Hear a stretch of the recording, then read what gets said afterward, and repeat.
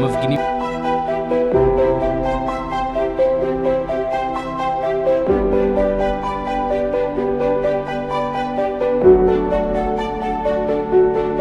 כבר נערך להתגייס לצה"ל? לא, אני לא נערך להתגייס לצה"ל, כי זה לא יקרה, אף אחד לא יתגייס.